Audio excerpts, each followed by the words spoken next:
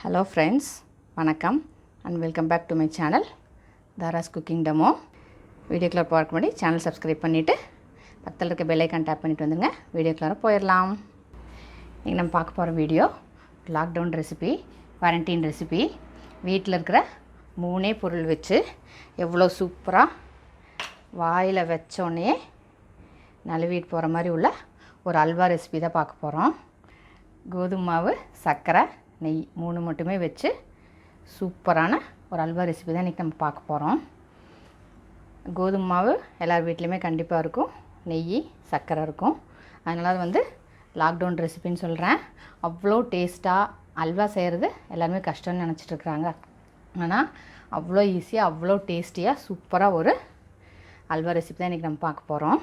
இப்போ அந்த ஈஸியான டேஸ்டியான அல்வா எப்படி பண்ணுறதுங்கிற வீடியோக்குள்ளார போயிடலாம். ஒரு மிக்சிங் பவுலில் நான் வந்து 2/3 கப் எடுத்திருக்கேன் கோதுமை மாவு. நீங்கள் வந்து எந்த கப்பில் மெஷர் பண்ணுறீங்களோ அந்த கப்லேயே எல்லாமே மெஷர் பண்ணணும். இப்போ நான் வந்து இந்த கப்பில் ஒரு கப் எடுத்திருக்கேன். 2/3 கப்பில் ஒரு கப்பு கோதுமை மாவு எடுத்திருக்கேன். அதில் 7 கப்பு தண்ணி, ஒரு கப்பு மாவுக்கு 7 கப்பு தண்ணி. ஃபஸ்ட்டு நான் வந்து 2 கப்பு தண்ணி ஊற்றி நல்லா கட்டி இல்லாமல் கரைச்சிக்கலாம். நல்லா கட்டி இல்லாமல் சுத்தமாக கட்டி கொஞ்சம் கூட இருக்கக்கூடாது. ஃபஸ்ட்டு ஒரு 2 கப்பு தண்ணி ஊற்றி நல்லா கட்டி இல்லாமல் நல்லா கரைச்சிக்கலாம். இப்போது நல்லா சுத்தமாக கட்டி இல்லாமல் நல்லா கரைச்சாச்சு. இப்போ 2 கப்பு ஊற்றிருக்கேன், பாக்கி 5 கப்பு தண்ணி இப்போ இதில் நல்லா சேர்த்துட்றேன். இப்போது பாக்கி உள்ள 5 கப்பு தண்ணி சேர்த்து நல்லா கலக்கிக்கலாம். கலக்கினதுக்கப்புறம் பார்த்திங்கன்னா இந்த மாதிரி பால் மாதிரி தான் இருக்கும். இதுதான் நம்மளுக்கு வந்து கன்சிஸ்டன்சி கரெக்டாக இருக்குது. இப்போ நான் வந்து ஸ்டவ்வில் நல்ல ஒரு ஹெவி பாட்டம் பேன் வச்சுருக்கேன். அதில் வந்து ஒரு 3 ஸ்பூன் நெய் ஊற்றிருக்கேன். அதில் நான் வந்து ஒரு 10 முந்திரியை நல்லா இந்த மாதிரி உடச்சி வச்சுருக்கேன். அது இதில் போட்டுடலாம். முந்திரி நல்லா அதில் வறுத்துக்கலாம். ஹெவி பாட்டம் பேன் வைக்கலாம், இல்லைனா உங்கள்கிட்ட நான்ஸ்டிக் இருந்தால் அது கூட வச்சுக்கலாம்.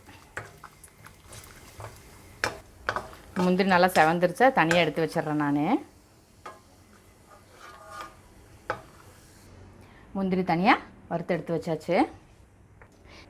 இப்போ அந்த நெய்யிலையே நம்ம கரைச்சி வச்சுருக்க இந்த கோதுமை மாவு பால் நம்ம ஊற்றிடலாம். இந்த தண்ணியை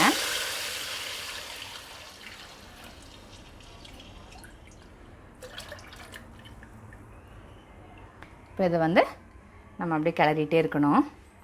அடுப்பு வந்து நான் வந்து ஹைக்கும் மீடியமுக்கும் நடுவில் வச்சுருக்கேன். நீங்கள் இடையில ஹையில் வச்சுக்கலாம். அடுப்பு வந்து நான் கொஞ்சம் ஹையில் தான் வச்சுருக்கேன். இப்போ தான் நம்ம ஊற்றிருக்கிறதுனால ஒன்றும் அடி பிடிக்காது. கொஞ்சம் ஹையில் கொஞ்சம் மீடியமாக அந்த மாதிரி மாற்றி மாற்றி வச்சு கொஞ்சம் கிளறிட்டே இருக்கலாம். நான் வந்து ஒரு 10 to 15 மினிட்ஸ் கிட்ட நல்லா வந்து கிளறிட்டேன். மாவு பார்த்திங்கன்னா நல்லா வெந்து நல்லா எந்தளவுக்கு கெட்டியாக இருக்குது பாருங்கள். இந்தளவுக்கு கெட்டியாக இருக்குது. இதுக்கு தேவையான சர்க்கரை சேர்த்துடலாம். நம்ம எடுத்துருக்கிற கப்பில் 3 கப் சர்க்கரை சேர்த்தணும்.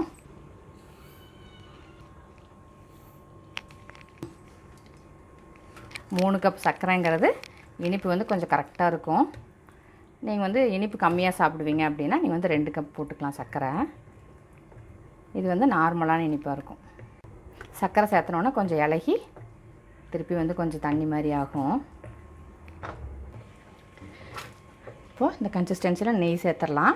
நான் வந்து 1 கப் நெய் எடுத்திருக்கேன். கொஞ்சம் கொஞ்சமாக சேர்த்துக்கலாம். நெய் சேர்த்து கலக்கிக்கலாம். நெய் வந்து அதெல்லாம் சீக்கிரம் அப்சர்வ் பண்ணிக்கும். அதுக்கப்புறம் நம்ம திருப்பி இன்னும் கொஞ்சம் நெய் சேர்த்துக்கலாம்.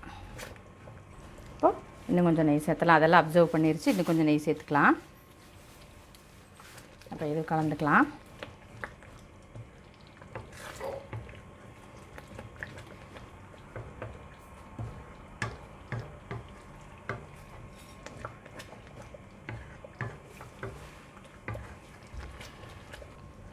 இப்போது எல்லா நெய் சேர்த்துட்றேன்.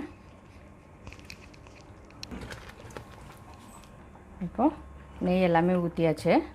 அப்படியே கலந்துருக்கலாம். இந்த ஸ்டேஜில் நம்ம அடுப்பு வந்து கொஞ்சம் ஸ்லோ பண்ணிக்கலாம். ஏன்னா வந்து அடி பிடிக்கிற சான்சஸ் இருக்குது. கலந்துகிட்டே இருக்கணும். இப்போது இன்னொரு பேனில் நான் வந்து 3 டேபிள் ஸ்பூன் சர்க்கரை சேர்த்துக்கிறேன்.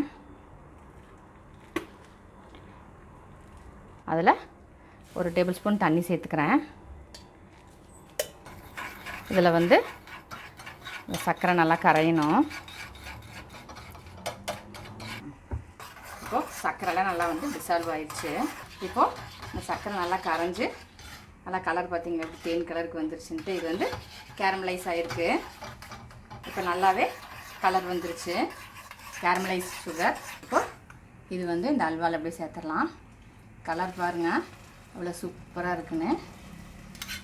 இது ஊற்றின ஒன்று தான் அந்த அல்வாவுக்கு வந்து ஒரு நல்ல வாசம், நல்ல ஒரு டேஸ்ட்டு. இது அல்வாவுக்கு வந்து அந்த ஒரு நேச்சுரலான அல்வா கலர் வந்து இதில் கிடைக்கும்.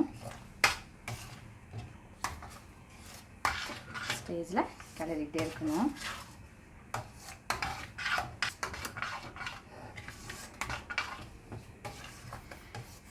கலர் பார்த்திங்கன்னா நேச்சுரலான கலர் வந்துருச்சு.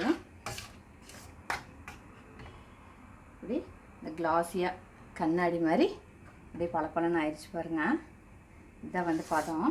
இனி ஒரு 5 நிமிஷம் 5 to 10 நிமிஷம் வச்சுருந்தேன்னா ஸ்டவ் ஆஃப் பண்ணிடலாம்.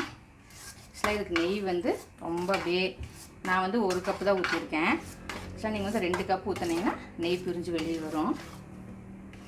உங்களுக்கு நெய் நல்லா பிடிக்கும், நீங்கள் நல்லா நெய் தகுந்த சாப்பிட்ணுன்னு நினச்சிங்கன்னா நீங்கள் 2 கப் ஊற்றிக்கலாம். நான் வந்து 1 கப்பு தான் ஊற்றிருக்கேன்.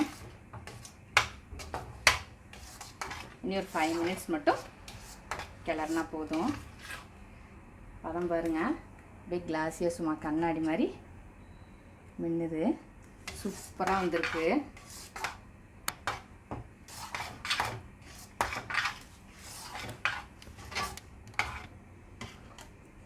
அதுக்கப்புறம் ஒரு 5 மினிட்ஸ் நான் வந்து நல்லா கிளறிட்டேன். பாருங்கள் சூப்பராக இருக்குது. இப்போ நம்ம இதில் வறுத்து வச்சுருக்க முந்திரி சேர்த்துடலாம்.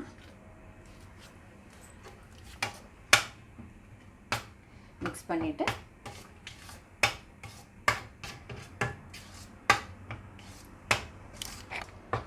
இப்போ எல்லாம் சேர்ந்து நல்லா கலந்து கன்சிஸ்டன்சி சூப்பராக வந்துருச்சு. ஸ்டவ் ஆஃப் பண்ணிடலாம். இப்போது அதுக்கப்புறம் நான் வந்து ஒரு 5 மினிட்ஸ் கிட்ட நல்லா கிளறிட்டேன். இப்போது கன்சிஸ்டன்சி பாருங்கள் நல்லா கிளாஸியாக சூப்பராக இருக்குது. அப்போ இடையில வந்து நான் அந்த நம்ம நெய்யில் வறுத்து வச்சுருந்த முந்திரி சேர்த்துட்டேன். அது வந்து வீடியோவில் ஆட் ஆகாமல் விட்டுருச்சு, சாரி. இப்போது ஸ்டவ் ஆஃப் பண்ணிடலாம். வீடியோ யூஸ்ஃபுல்லாக இருந்திருக்கும்னு நினைக்கிறேன். வீடியோ பிடிச்சிருந்தா லைக் ஷேர் பண்ணுங்கள், கமெண்ட் பண்ணுங்கள். சேனல் மறக்காமல் சப்ஸ்கிரைப் பண்ணிடுங்க. பக்கத்தில் இருக்க பெல் ஐக்கான் டேப் பண்ணிடுங்க. இப்போ எங்கள் வீடியோட நோட்டிஃபிகேஷன் உங்களுக்கு அப்டேட் ஆகும். என்னோட எல்லா புது வீடியோஸ் நீங்கள் மிஸ் பண்ணாமல் பார்க்கலாம். இன்னொரு வீடியோவில் மீட் பண்ணுறேன். until then stay blessed and be happy always. Thank you. இந்த அல்வா சூடாக சாப்பிட்றத விட ஆறி சாப்பிட்டிங்கன்னா இன்னும் டேஸ்ட்டு சூப்பராக இருக்கும்.